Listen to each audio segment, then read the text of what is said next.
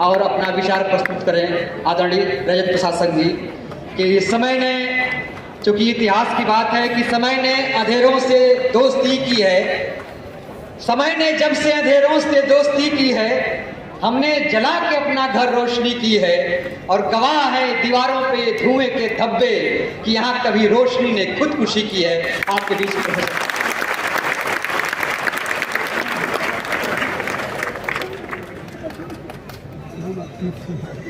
मंच पर उपस्थित आदरणीय मुख्यमंत्री जी, उद्घाटनकर्ता माननीय आलोक कुमार मेहता जी, मंच पर उपस्थित सभी विद्वान साथियों, सभागार में उपस्थित सम्राट अशोक के प्रेमियों, समय कम है और बहुत कम समय में अपनी बात मैं कहना चाहता हूं। भारत की जनता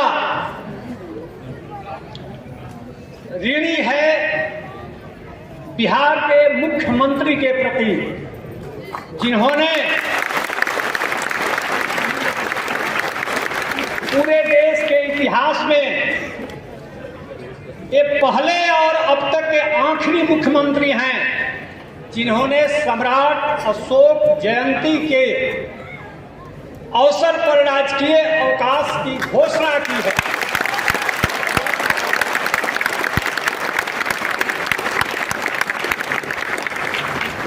वो सम्राट जिसकी हुकूमत 52 लाख वर्ग किलोमीटर में चलती थी और दुनिया का सैकड़े 33% लोग उसके साम्राज्य में रहते थे और प्राचीन काल में सम्राट अशोक ने कन्वेंशन कराने के लिए पाटलिपुत्र में अशोकाराम बनवाया था और आधुनिक काल में माननीय मुख्यमंत्री ने अशोक कन्वेंशन सेंटर बनाया।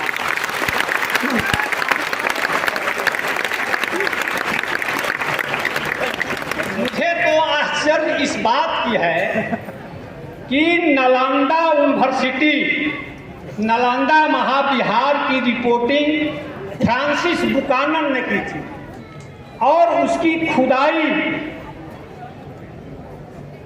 अलेक्जेंडर कनिंघम ने की और उसी नालंदा के पास तेलहड़ा विश्वविद्यालय है, नालंदा से भी प्राचीन, जिसकी रिपोर्टिंग अलेक्जेंडर कनिंघम ने की थी और उसका उत्खनन कार्य 2009 ईस्वी में माननीय मुख्यमंत्री श्री नीतीश कुमार ने की थी। यह इतिहास में दर्ज है। मैं तो कहता हूं कि इस दुनिया में जब माननीय मुख्यमंत्री जी ने जन्म तिथि की घोषणा की थी, भारत के इतिहासकारों में तूफान मच गया था कि कोई इतिहासकार नहीं जानता है कि सम्राट अशोक की जयंती कब पड़ती है, तिथि नहीं मालूम, तो मुख्यमंत्री को कैसे मालूम होगा? अरे भाई, आप सम्राट अशोक के आदर्शों पर, सिद्धांतों पर चलिएगा तब न जानिएगा कि सम्राट अशोक की जन्म तिथि कब है। कि हवाई इतिहास लिखने से कोई नहीं जानेगा। भारत नहीं, आपको इस मंच के माध्यम से मैं बोलना चाहता हूं कि सम्राट अशोक के सिद्धांतों को अपनाने के लिए दुनिया के बड़े बड़े राजाओं के बीच में होड़ लगी थी। श्रीलंका के राजा जिसने अशोक के जमाने में ही देवानंद की उपाधि धारण की थी और चीन का राजा तू खड़ा हो ना हो चीन का राजा जिसको चीन का सम्राट अशोक कहा जाता है, चाइना में सम्राट अशोक का मंदिर बनवाया था और वो मंदिर आज भी है। ये बात 6वीं शताब्दी ईस्वी की मैं कह रहा हूं। और 12वीं सदी में कंबोडिया का राजा जयवर्मन सप्तम, नाम नोट कर लीजिए, जयवर्मन सप्तम कंबोडिया का राजा 12वीं सदी में चैत्र शुक्ल अष्टमी को सम्राट अशोक की जयंती मनाता था और वो भी 7 दिन। यह वर्ल्ड के हिस्ट्री में रिकॉर्ड है और भारत के इतिहासकारों को नहीं पता। इस सम्राट अशोक की जन्म तिथि कब है यह रिकॉर्डेड है। जयवर्मन सप्तम वो था जिसने बंगाल की खाड़ी से लेकर के चाइना तक अस्पतालों की श्रृंखला बनाई थी और सम्राट अशोक ने बंगाल की खाड़ी से लेकर के सीरिया तक अस्पतालों की श्रृंखला बनाई थी। यह भी वर्ल्ड हिस्ट्री में, विश्व इतिहास में दर्ज है। चूंकि मेरा व्याख्यान रिकॉर्ड हो रहा है यह मैं जानता हूं और यह भी जानता हूं कि मैं प्रोफेसर के रैंक पर हूं, इसलिए पूरी बात मैं होशो हवास के साथ कह रहा हूं कि ये भारत के इतिहासकार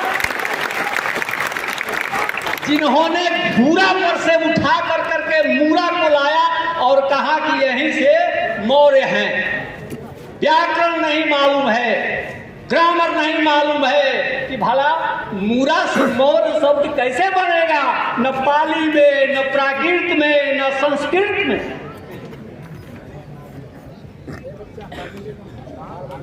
अभी तो ये लोग सम्राट अशोक के शिलालेख ही नहीं पढ़ पा रहे हैं, नहीं पढ़ पा रहे हैं। मैं उसको सीधे पढ़ता हूं।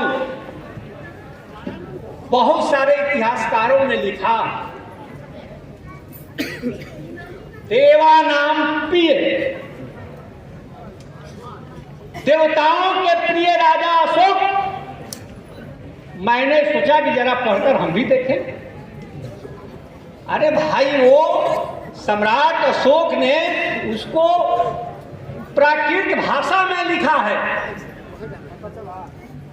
तो वो देवा नाम प्रिय नहीं, ये तो संस्कृत भाषा का शब्द हो गया।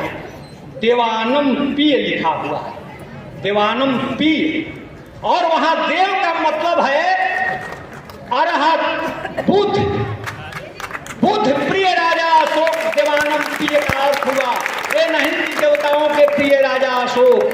अशोक के जितने भी शिलालेख हम लोग को मिले हैं, किसी पर किसी देवी देवता का उल्लेख नहीं है। अगर है तो वो केवल बुद्ध का ही है।